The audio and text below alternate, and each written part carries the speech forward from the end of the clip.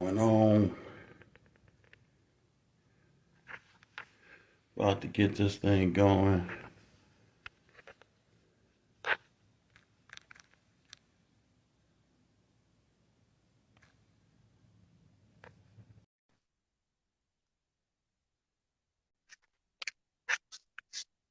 This thing, man. Yeah.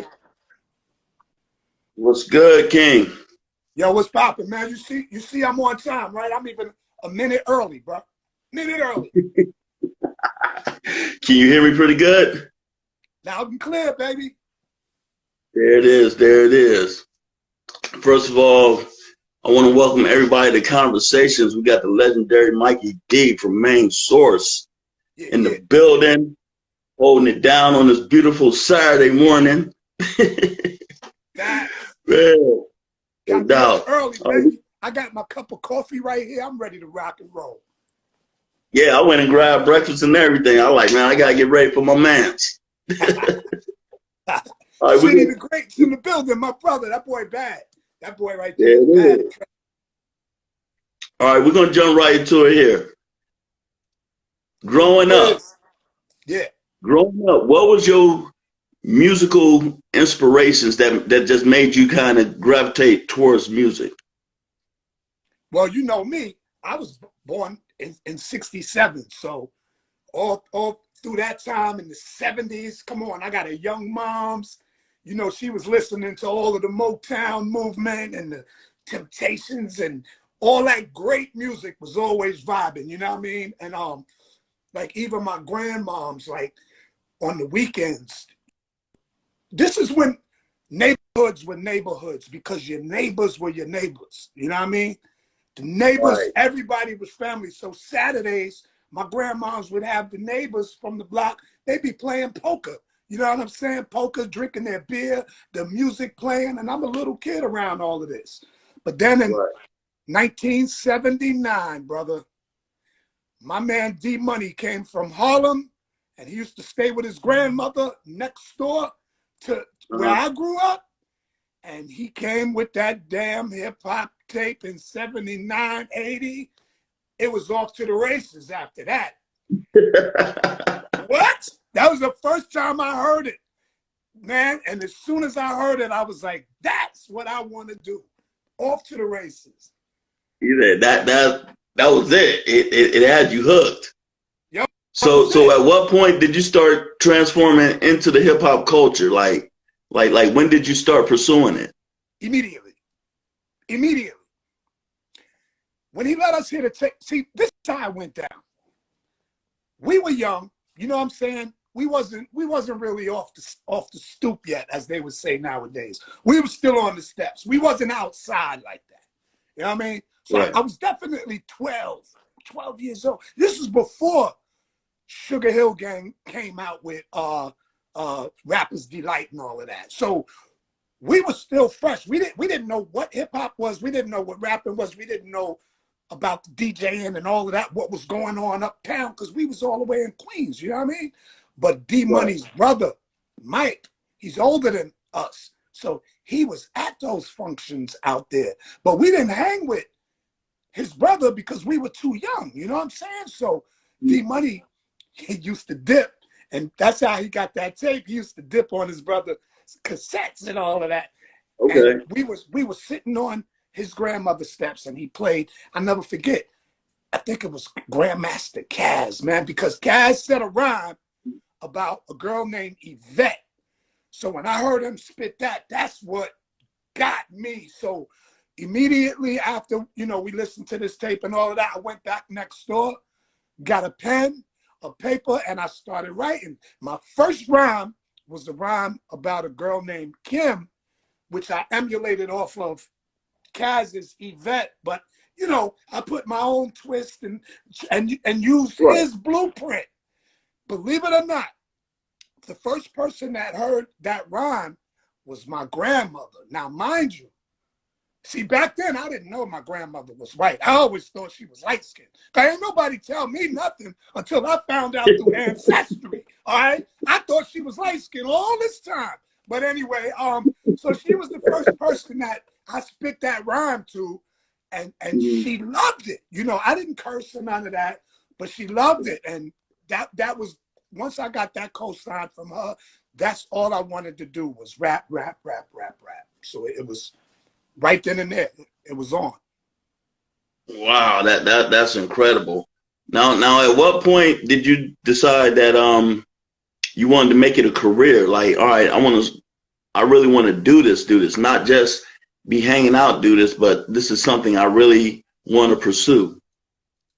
To be honest with you, I never planned for it to be a career.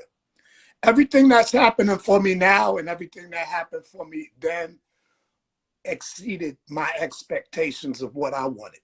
All I wanted to do, and anybody that knows me can tell you, all I wanted to do at that particular time was be the baddest MC in my neighborhood, Laurelton, Queens. That's all I wanted.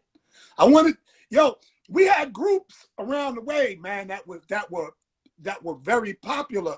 They were the equivalent of Cold Crush and Treacherous 3 up, in Manhattan and the Bronx.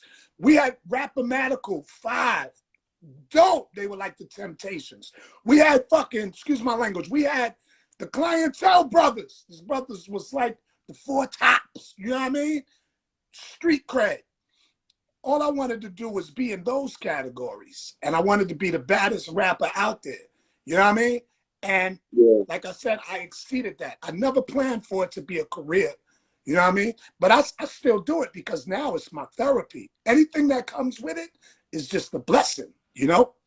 Mm-hmm. Now, when did you start hitting the studio and actually recording and dropping?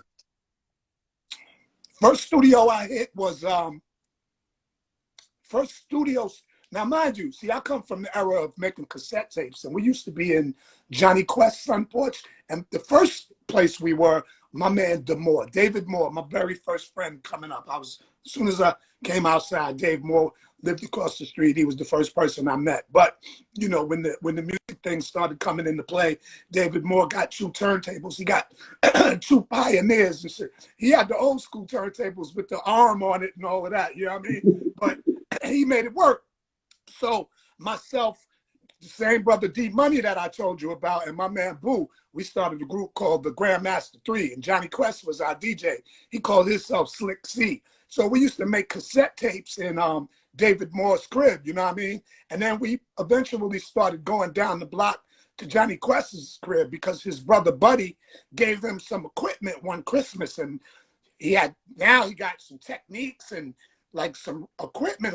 So before Wu-Tang was even thought about, we had a crew called the LA Rap Masters, Laurelton Rap Masters. It was like 12 of us. And we used to hang out in Johnny Quest's crib and make cassette tapes. Now, as far as recording in a studio, the first demo that we made in a studio was in Laurelton with one of the members of Rappomatical 5. His name was Mellow Goo. And Johnny Quest, he had a 4-track upstairs in the crib. I'll never forget. He lived next to a church on 228th and 135th. And we did our first demo there. The name of the demo was Here's Johnny. And that demo circulated throughout Queens, and that put us on the map. That one cassette. And that was also our first experience in the studio.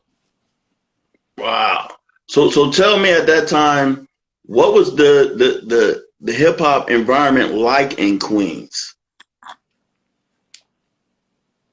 The hip hop environment in Queens was basically, like I said, I wasn't really out there at the time. So I was only really familiar with the cats that was, you know, from Laurelton, and like my cousin Les Love. This was before, well, he's my cousin through marriage because he married my first cousin, Karen, eventually, you know what I mean? But prior to him marrying my cousin, Les Love was down with a group called the Romantic Lovers, and he also used to box, you know what I mean? So he had a lot of connections, and he used to throw these jams at, we used to have this place on Springfield Boulevard called the Racket Club. It was a tennis court.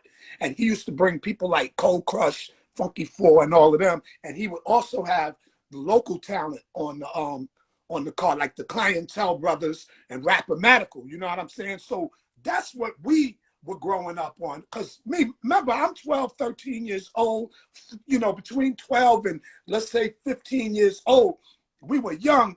And everybody that I hung out with, like my man Mark Miller, me and him used to really hang tight. So we were the most, what you would call competitive, you know, because everybody else wanted to dress alike and do these harmonizing routines and all of that. But Mark and I, we had that Kumo D, Grandmaster Caz battle instinct. So we wanted to compete. We wanted to take your head off with the rhymes. You know what I'm saying? So that's basically what it was. We were just young kids looking up to those that were really out there doing it. So Queens wasn't really on the map at the time. You know, we were quiet. We was quiet. They used to call us Quack Quack Queens. I'll never forget y'all mother effers for that. But we coming. Yes, you certainly did. You certainly did. All right, so you're doing that for a while. What was the turning point or that you realized we can actually do something, or how was that brought to you that you can actually have a career in music? See, again, I never considered it a career. I considered it not even a hobby. I considered it a part of my life. I considered it as literally my culture. I never looked at it as a career. I never thought about the money. I wanted the popularity and the respect. That's all I wanted. I wanted that respect. I wanted people to look at me, know who I was, and know what I'm capable of. You know what I'm saying? Because I had a disadvantage in school and all of that, because I was, number one, I was light skinned. Number two, I had green eyes. Number three, I was pigeon toed. And number four, I had curly hair. So I was a punk to people. I was bullied and stuff like that. You know what I mean? But hip hop gave me a voice. That's where I found my niche. You know what I mean? So the turning point when business started coming into play was Eddie OJ, Will Seville. These are the guys that when you see Mikey D, everything I am today is basically a result of Eddie OJ and Will Seville. I have the whole Eddie OJ swag, you know, just the super cool motherfucker. And I have that lyrical wit and content and everything else of like Will Seville, because he's a beast. OJ is dope too. But Will Seville is just the cadence and all of that, you know. But anyway, those two combined is what you get today. But these guys are my big brothers and mentors to this day. Long story short, I'm sorry to go into that, but I had to give them they was like, yo, we're going to this guy named Paul C's house. Now, Paul C, he wasn't on the map yet, you know what I mean? So remember, we live in Laurelton. Paul C lived in Rosedale, the next town over. So, excuse me, we walked to Paul C's crib. Now, this guy had a studio in his garage. When we got to the corner of his block, heard the music playing, the beats. I was like, oh. So we go back there. Johnny Quest was with us too. Paul C comes out. Guess what? He was a white boy. Blew my mind, B, because the Beastie Boys wasn't out yet. You know what I'm saying? The Beastie Boys wasn't out. So I was unfamiliar with white people, no offense, but being so familiar with hip hop. Remember, my Nana was the first person I heard my rhyme. She happened to be white. I didn't know it then. I thought she was light skinned. But Paul C was a white dude and he had so much soul. And when you saw him and you heard his music, you wouldn't be able to put the two together, because Paul C looked like this humble, quiet, geeky type of white dude. But his music was incredible. So after us meeting Paul C, it was off to the races, because Paul C started inviting Johnny Quest and myself back to his crib to make cassettes and all of that. And it was on and popping. So what happened is Crush Groove was being filmed or something. Am I skipping something? I remember Crush Groove being filmed, and me and my man Lionel went down there to be extras or whatever, but you know, we never made it inside where they were filming because I was outside battling and spitting bars and all of that. You know what I'm saying? So I missed my calling with the acting, you know, but a brother named Dr. Shock, my man Michael Thomas, Dr. Shock.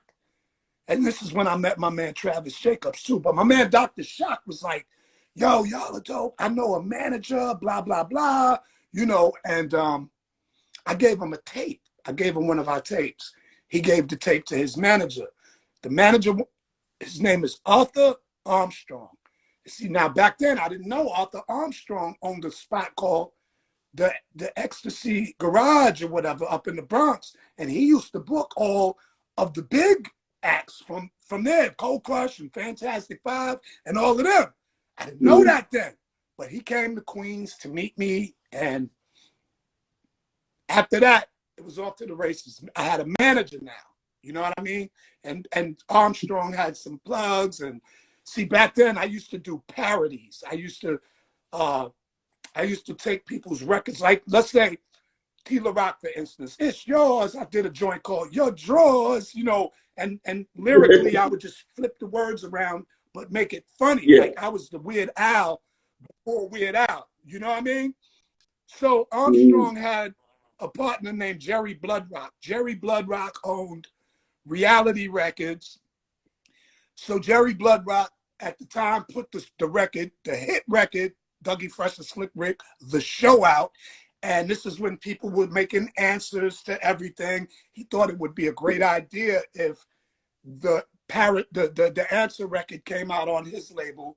So they wanted me to write a parody of The Show for some girls. So I wrote it for the Symbolic 3. They came out with a record called No Show, but they came out at the same time as Supernature. Supernature was then, Supernature was Salt and Pepper, before Salt and Pepper, but that was the name of it. And they came out with a song at the same exact time, you know, but that's what started me on the business journey in hip hop.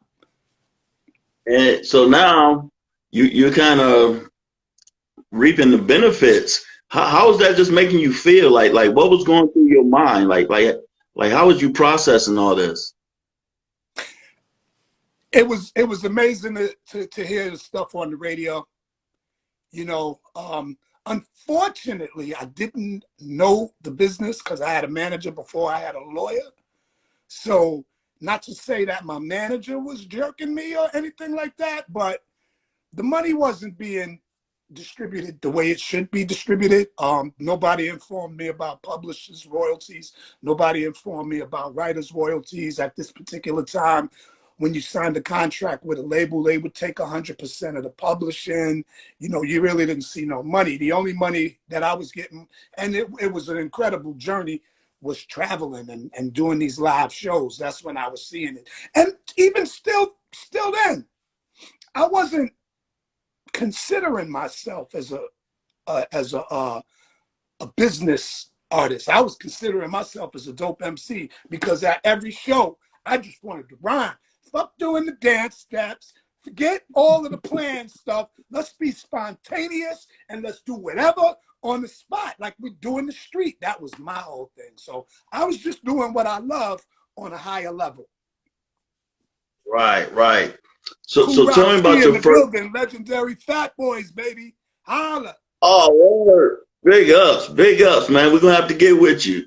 Now tell me when you first started touring. Tell me about, you know, that whole touring process. You hitting the road with it.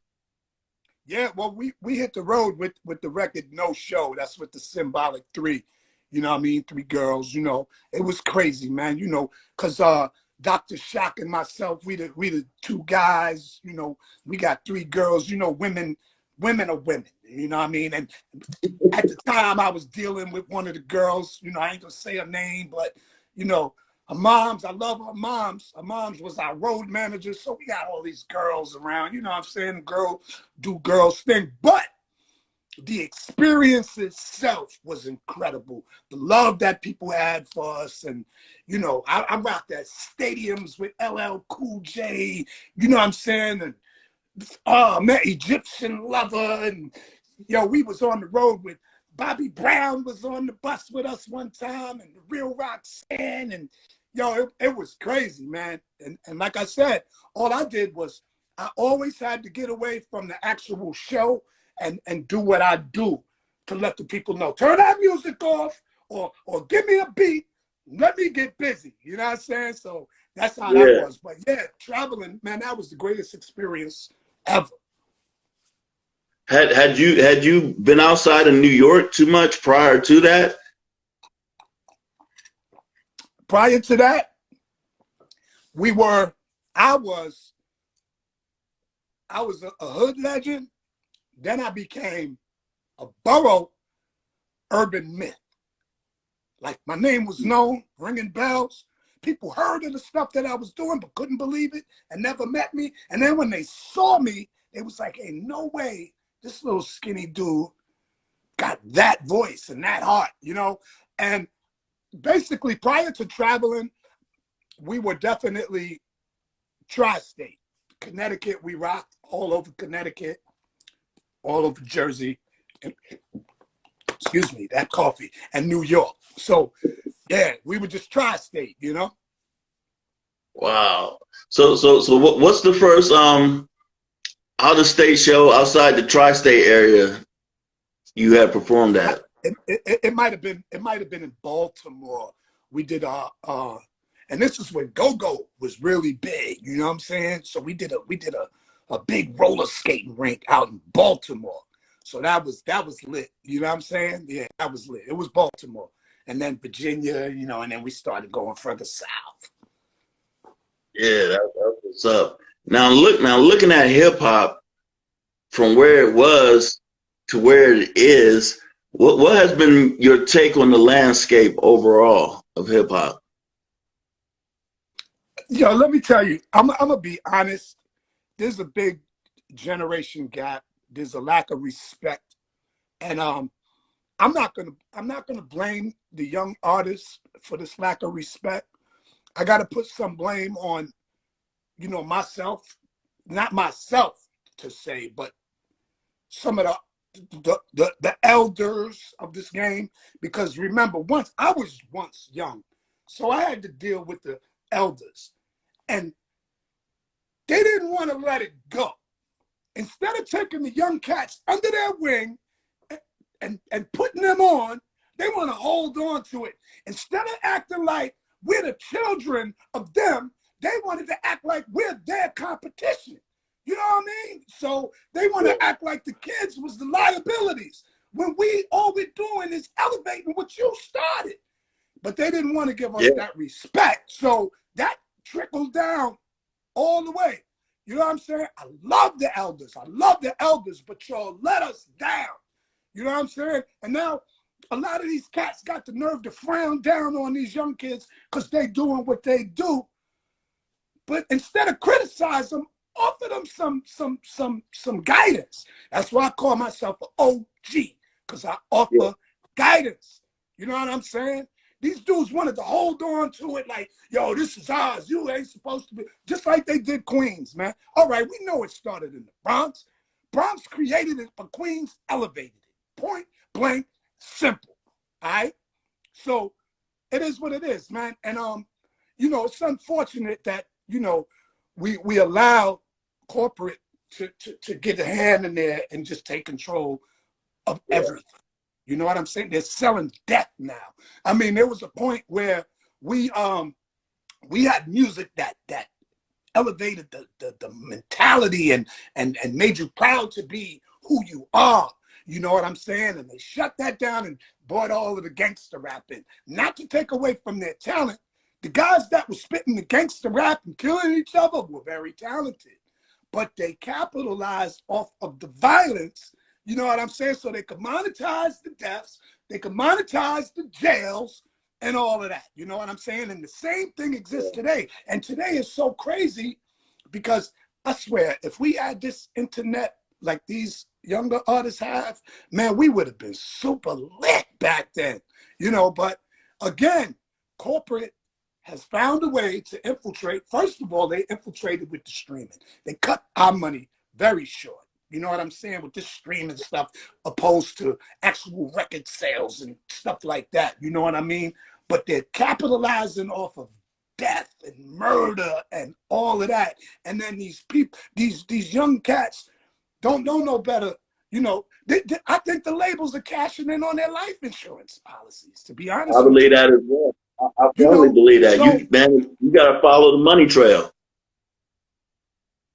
yo, I got a lot of confidence and faith in the younger generation. You know, everything goes in a circle. You know what I mean? I'm getting older now. You know what I mean? But see, my thing, my purpose right now is to inspire and motivate my peers of our age group, and to also educate the younger generation without telling them what to do, but schooling them not to make the same mistakes that I made. You know what I mean? Because I love everybody. I swear to God, if my heart was my bank account, I would be wealthy. You heard? But it is what it is, man. That's how I feel about it today. Yeah, because I think the youth, like you say, it's not so much as telling them what to do, but just kind of showing them like, hey, here's something to look at. Here's something to consider. You know what I'm saying? Yeah, We got to absolutely. put The we got bottom to put line it is, out there. the Yeah, we got bottom to be line, respectful of it. you got to lead by example. And if you want respect, you got to give respect. You got to remember, the younger generation, these are our children, man. These are our kids, man. My daughter is 33 years old. I had her rapping when she was 3. You know, she don't rap now, but she does hair. She's very successful at it. But what I'm saying is, these artists that are coming out now could be some of their grandfathers, man. But I gotta look at them as my kids, because hip hop is our village, man. You heard? Yeah. It is what it is, man. That's all I can say. And I do this shit because I love it, man. I do it because I love it. I don't look for a check, but if the check comes, then it's a Yeah. blessing. But I do this because I love it, not because I have to or none of that. People be like, yo, what? I be at work sometime, and people don't really know who I am. But then when they find out and they start Googling, they be like, why are you here? I'm like, because I got to pay bills. You know what I mean? Yeah. And honestly, let me interject on that. That's why I have so much respect for you. Because you're, as a man, you're doing what it takes to handle your business and take care of your family. And a lot of people, they don't really get that. You know what I'm saying? Like, they don't really understand that concept. Like, yeah, you know, you could have been in music and all that, but there's still life, and you're still full of life. And music is an art, and you can always go in your studio and paint your art anytime you want to, because you're still an artist. And I think people have become so business minded that they lose sight of the artistry. That's a fact. And see, I take my craft and hip hop as therapy. When I'm feeling down, I write and I feel better. You know what I mean? When I'm angry, I write and I feel better. You know, and technology is so useful nowadays. I bought a studio, right? I had all of the big stuff, and it was cluttered. But then I bought this thing called the Isotope Spire Studio. Fits in a little bag, and I could record from anywhere on the planet. People could call me, send me the music. I could download it into the Spire and get busy right then and there. Spire is about this big. Studio is like this. You know what I mean? So, you know, it is what it is, man. Maybe, yo, and this is something else people got to remember, especially the younger artists. There's enough room for all of us. And you got to remember, not everybody is going to become a superstar. See, with me, I might have superstar qualities, but my purpose may have been to inspire somebody to become a superstar, to use my blueprint as the stepping stone to elevate to that level. You see what I'm saying? Yeah. The Most High puts Yeah. us here for different purposes. You might be trying so hard to become the superstar and get frustrated because you're not it, but somebody else can take your blueprint and win. And that's still you, man, regardless. Yeah. You heard? So that's how I look at it. You 100% correct, which is why I like getting you guys stories out here. Like I tell people, I have a good job and I make pretty good money. I live good, but this, I'm a hip hop head. I'm a fan. I love the history, and we have to quit letting other people with not good intention tell our history, because we see what happens when they tell our history. We see what happens. Right.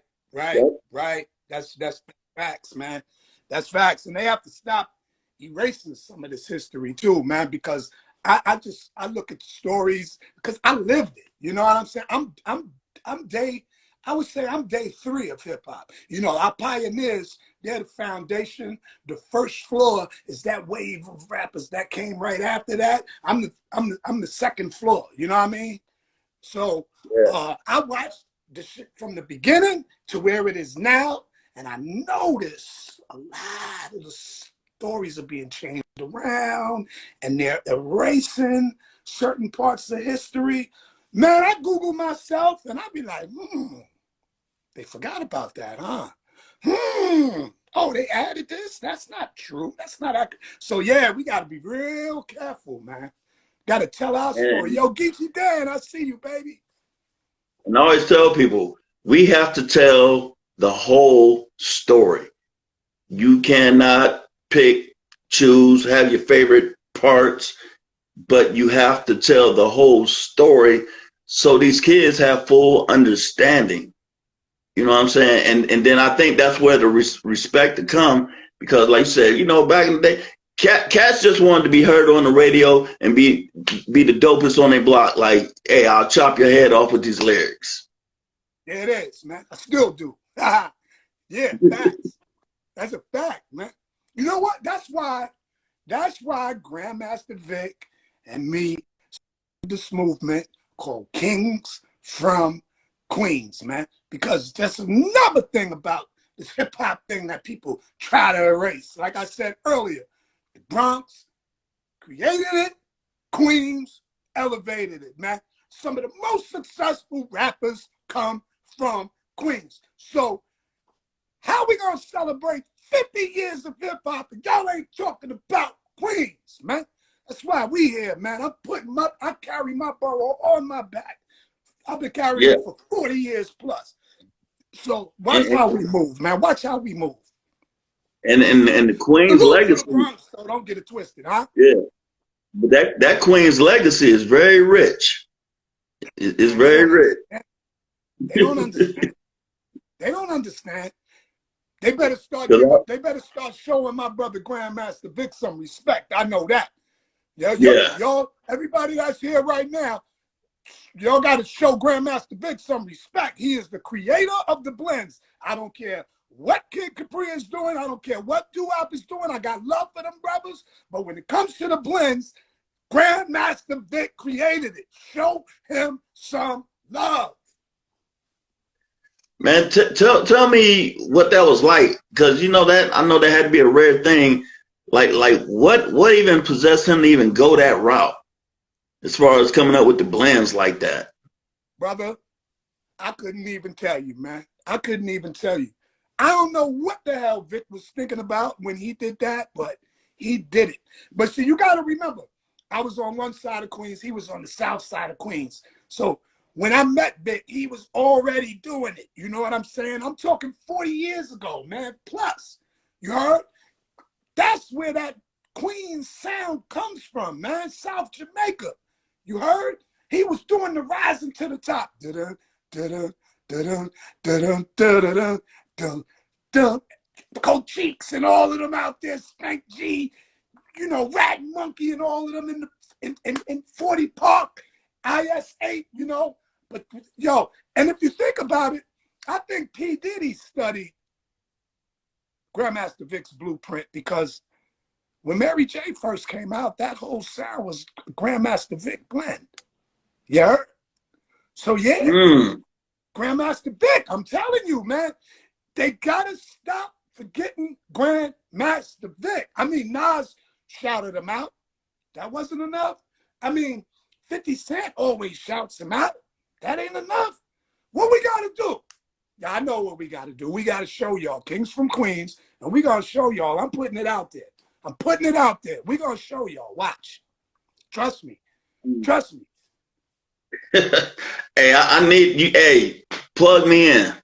No, man, let me tell you, Vic probably emailing me right now. I got about 700 and something blends from this brother. I really think we need to have like a rising to the top radio station. You know what I'm saying? Because see, Grandmaster Vic don't like to talk. He talk with his hands. He don't like to be like what we doing right here. He would come out of the garbage can like Oscar the Grouch. What y'all want? I'm working, and he'll go back in there and come with the blends. Grandmaster Victor Grouch, man. You know what I'm saying? But he's the dopest, the most talented DJ that I know. And I'm telling you, I'm putting this in the universe. We need a rising to the top radio show. DJ Grandmaster Vic. I'll host it. Word. That'd be dope. Especially like right now, because like you said, we got this, you know, especially like right now, because this internet, you can reach everybody now. You don't need permission. Yeah, that's a fact. That's a definite fact. Yeah. So I mean, we're gonna work on it, man, and hopefully, you know, we'll shed some light on Grandmaster Vic and bring some new life to him in this era. Because see what it is, the reason Vic and I got reconnected in the first place with this Kings from Queens thing is because, okay, for instance, we're about to celebrate, they say 50 years of hip hop, right? But why is it that no one talks about the Park Jam era? Why do they just skip right over the Park Jam era like the Park Jam era wasn't the blueprint of the stages? Like you had to pay dues by coming outside. You know, Picasso in the building, my brother MC Lotto, he know what I'm talking about. Everybody had to hit the Park Jam circuit first. I mean, this is right after the cassettes. You know what I mean? And during the cassette time. But if you wanted to hit the stage, you had to be that dude that could get behind the ropes at the Park Jams. Why do we forget about the Park Jam era? Well, that's why Grandmaster Vic and I are here now. I don't care, because talent, you can't put a cap on talent. We're going to be talented for the rest of our lives, and we're going to do what it is that we love doing, regardless of who likes it and who doesn't. You can say it's old. If it's old to you, then go over there to something new. But you got people like us that love what we love, and we represent y'all. So what we have to do is bring the Park Jam era. We're not bringing it back. We're bringing it to the forefront to let people know what that sound is all about, because that is the sound that's missing today. Us having fun, being able to dance. And the only time we were at a party like this, looking like this, is when we was looking at that girl that we want to dance with. We wasn't looking at another brother like, I like his shoes. We wasn't doing that. We was like this in a B-boy stance, looking at the girl we wanted to pull to the side and dance with. You heard? So that's the music that Vic and I are bringing to the forefront, man. Kings from Queens, Park Jam legends. That's what's up. Like you said, bring it to the forefront. Bring that feel good back. I think just as a culture and as a people, we got to get that feel good music circulating again. That's where it came from, man. Love, peace, and happiness, man. Bada and them said it best. I don't care about all of the rumors and all of that. Love, peace, and happiness, man. Look, Mr. Chicks and them said it too. They said love, peace, and happiness. But that's where it came from. And their music felt good, and they danced, and they, you know what I'm saying? That's what we need, man. We need that stuff like, yo, look, Grandmaster Vic and I talk all the time, and he made an excellent point, man. People always glorify Fat Cat and Supreme in like they glorify the negative, gangsters, this, that, and other. They never talk about the good that they did in the community. Like, you know, having these parties and buying all of the kids ice cream and buying all of the kids t-shirts, and if they didn't have sneakers and stuff like that, they never celebrate the good. And see, Grandmaster Vic was a DJ that was DJing at all of their parties. And just because there was gangsters at their parties, there were never shootouts. It was only love, peace, and happiness, man. So we celebrate that, man. And we coming up on 50 years of hip hop. So let's celebrate that. Let's celebrate the positive, man. You heard? If you could do a projection, what do you see for the next 10 years of hip hop? Or what would you like to see in the next 10 years of? I just would like to see elevation and growth in a positive direction. I want to see people have fun with it, and I want the competitive nature to be there. You know what I mean? But not disrespectful with you know, you going to graves and kicking over headstones and all that bullshit. But bring the skills back. I understand today's music, a lot of it is not about being lyrical. I understand it's more about the vibe. That's why, you know, the sonic, you know, that, you know what I'm talking about? That sonic, sonically, it hypnotizes. You know what I'm saying? So we need to challenge.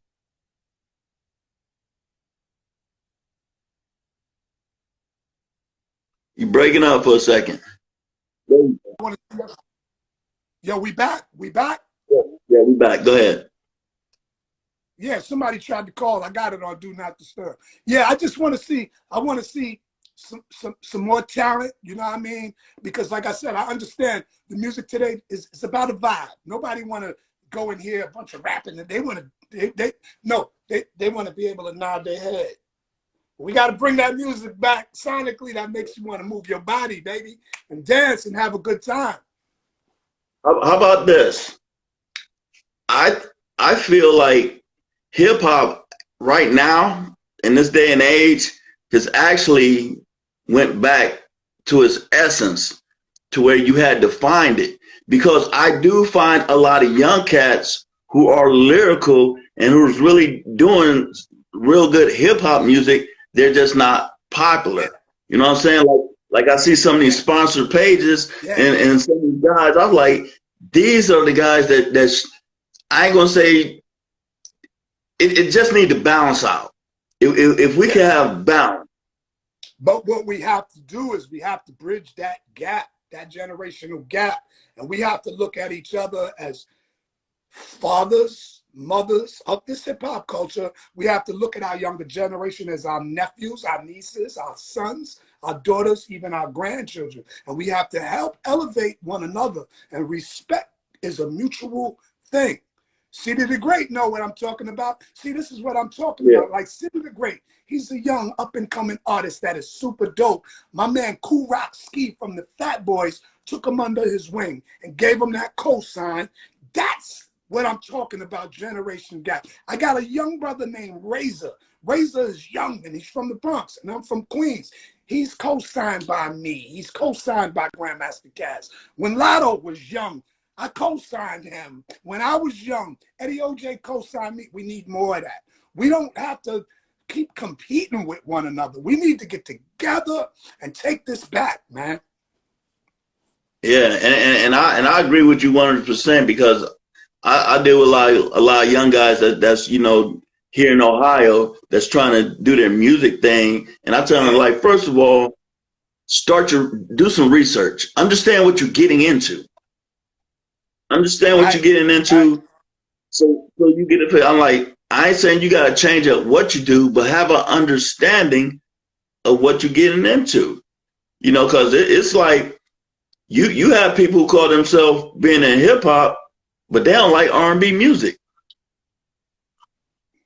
How can that be so? Well, maybe they're just biased to hip hop. I mean, you know, the younger artists, all they listen to is hip hop. All their parents listen to is hip hop. You Yeah. see what I'm saying?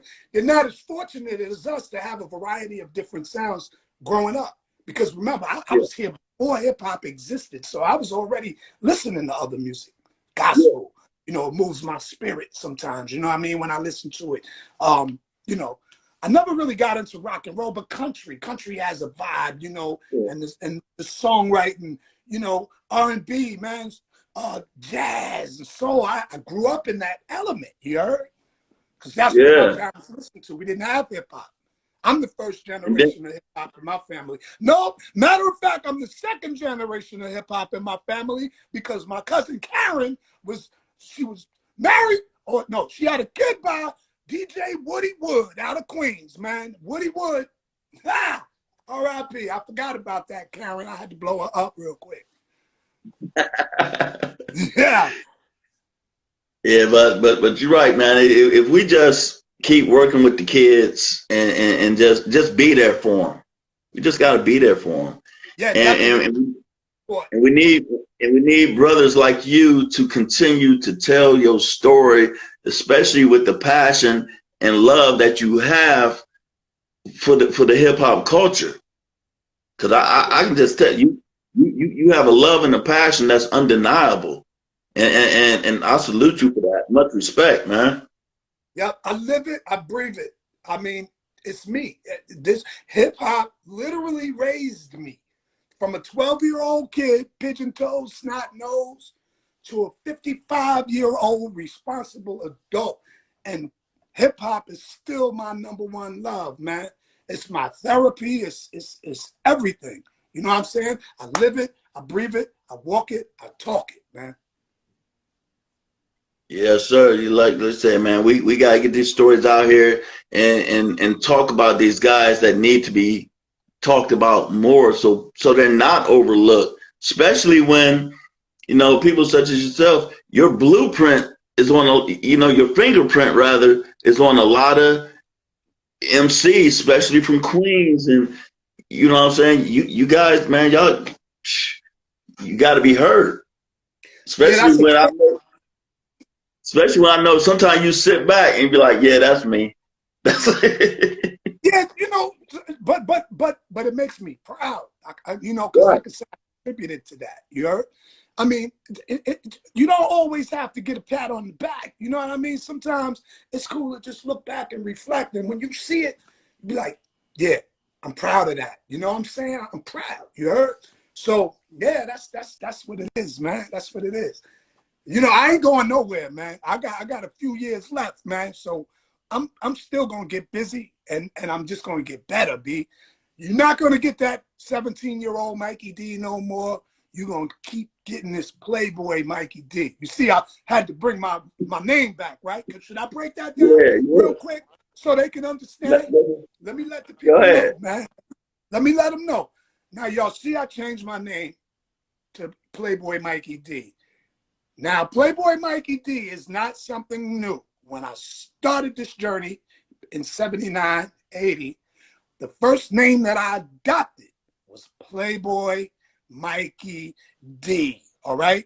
Then I changed my name to Mikey D and all of that, and I was still the only Mikey D at the time. There was no internet or none of that. So I'm Mikey D. Then I changed my name to Mikey Destruction because that came from a rhyme. That's when I was an angry rapper and I wanted to take everybody's head off. So I destroyed other rappers. So that's where the Mikey Destruction came from. And then the real Mikey D is because of this internet thing. Now, when I Google Mikey D, I see a whole bunch of Mikey D's. Like, where the hell did this come from? So then I changed my name to the real Mikey D, but I felt cheated. I felt like if I'm the original and the real Mikey D, why do I have to prove it by having the title such as the real? So you know what I thought about? I said, why don't I revert back to the original name that I adopted, which was Playboy Mikey D. So here I am today. When you Google Playboy Mikey D, I am the only one, you heard? And back back then, Playboy was because I felt, you know, I was cute, conceited, and I could get any girl I wanted to. I was a Playboy. And you got to remember, back then, we used the word Playboy before we used the word player. Before we was calling each other's player and all of that, we was like, yo, what up, Playboy? Right? Yeah. So Yeah. today, Playboy does not mean I can get every girl I want because I'm happily involved with my woman. Playboy is my swag, because if you know me, to know me, I'm a natural, down to earth. I don't like to say humble. I let other people say that I'm humble, but I'm down to earth. And the way that I carry myself, that's what the Playboy represents. So there you have it, Playboy Mikey D. And I could go in my bedroom right now. I had a gold cap, right? On this, no, not on this one, on this tooth, right? I had a gold cap from, I was 15 years old, and it has a Playboy button. Wait right here. I'll be right back. Oh man, you about to go get a gold cap. I swear, if it's a Playboy bunny on it, I'm gonna be in tears, man. I'm gonna be in tears. See what this dude come back with. Yes, man. I do want to thank everybody for chiming in, though, man. I'm coming back. I appreciate y'all. Here I am. Check it out. I don't know if you can see it, but there's a Playboy bunny on here. Hey, I said if this dude come back with a Playboy bunny, I'm be in tears, man. I'm back. You know what I mean? No. So this is to prove it. This tooth is older than anybody out there that's calling themselves Playboy right now. A big right here is the proof. Look at that Playboy bunny. I'm gonna donate this tooth to the hip hop museum. I have to. So Playboy Mikey D. Now I could probably get verified because I'm the only one. I was telling him when you did, I like, man, if he come back with a Playboy bunny on his tooth, I'm gonna be in tears. Yeah, man. Yeah, man. Boy, right there. Yo, this thing stayed in my mouth for 40 years, man. And I had the dental glue on it. It was dental glue, so it was permanent, right? One day, I was eating some Skittles, man. I was like maybe 53, and that sucker came out. I couldn't believe it. I was like, yo! See this? It was on this tooth. It preserved. Look at that tooth. It preserved it. See this one? This is a dead tooth because I cracked it. Cracking Heineken bottles with my teeth and broke this damn tooth, and it's dead. Hey, you gotta put it in the Hip Hop Hall of Fame, man. Put that tooth in the Hip Hop Hall of Fame. Already out to them, and I told Prime Minister Pete Nice and Rocky and all of them over there that I got a gift for them. Playboy, baby, right there. So, you know, it is what it is. That's beautiful. Hey, we're gonna get ready to get up out of here, but before we go, man, you got any closing statements you want to hit us with, my brother? Yeah, absolutely. Like I said before, there's enough room for all of us. Respect goes both ways. And remember, not everybody is going to become a superstar, but don't let that discourage you from following your passion. You heard, like I said, this talent, you can't put a cap on it. You know what I'm saying? Say it's over whenever. And, you know, just be yourself, do it your way. And the number one thing to do before you listen to anybody else's advice, follow your own instincts, because your instincts never steer you wrong, man. Much love, word up. And don't forget to follow Kings from Queens, baby. Stay tuned. Grandmaster Vic and Mikey D. We bringing that punk jam era back, baby. We bringing it back. I know we're not bringing it back. We're bringing it to the forefront. You dig? We're pushing it up. Yo, and make sure y'all check out the little skits that I'll be doing. Park Jam Legend. I go to all of the parks where I used to rock at, and I spit a verse and keep it pushing, you know? So Trust me, we just getting started. 55 years old, and I'm in my prime. You heard? I'm in my prime. I feel great. I have the proper resources now. You know, everything is independent, and yo, I'm happy, man. I'm happy. I'm happy. I will take and another thing, you know, this is me. This might just be me. A lot of people chase the bag. I am the bag. You heard? A lot of people want to chase the bag. Don't chase the bag. Be the bag. So I know my worth already. So I'm not chasing a dollar. I ain't doing that. It's like this, man. All of the riches from monetary gain, you can't take that with you when you leave. But one thing you can take is that impression you left on everybody still here. You know what I'm saying? If they got love and respect for you, that's all energy, baby. And you can take that with you on your journey. Can't take this with you, man. So like I said, right here, if this was a bank account, I'd be wealthy. You dig? There it is. That's all I can say, y'all. Man, I want to thank you so much for your time. I want to thank everybody for tuning in. For those who are not following me, follow Playboy Mikey D. Those who don't follow me, hey, get behind me. And like I said, my podcast is a little different. We don't have viral moments, and we're not trying to stir the pot on nothing. We're trying to inspire and motivate. It might not be the most popular, but I do believe it's the most effective. Absolutely. So everybody, enjoy your Saturday. Watch some football. Do what you do. Mikey D, once again, I thank you. God bless you. And man, I'm just going to call you and chop it up, man. You know how we do, bro.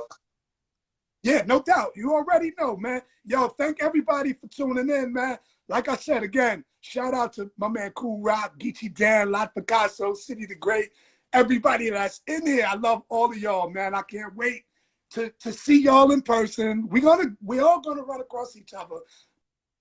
Grandmaster Vic, baby, I love you. Grandmaster Vic for president. He gonna come out of that garbage can and say, I don't want to do it right now.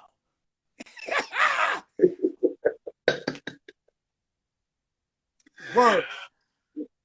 All right, y'all have a good one. Peace. Peace.